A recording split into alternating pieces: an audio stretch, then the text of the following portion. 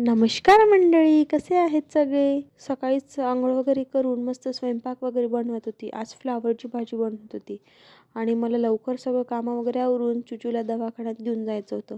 आम्ही गावाहून आलो ना, तर तिला तब्येत बिघडलेली होती.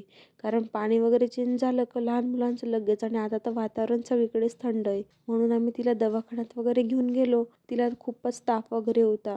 डॉक्टरांनी औषधी वगैरे लिहून दिल्या, ते दिलं. वाफ वगैरे सांगितली होती, ते पण दिलं. आणि मग जेवण वगैरे करून सगळं कामं वगैरे आवरून हे सगळं थोडाफार भाजीपाला आणला होता, तोच मी डब्यात वगैरे भरत होती. आणि त्यानंतर ते सगळंच खाली वगैरे केलं.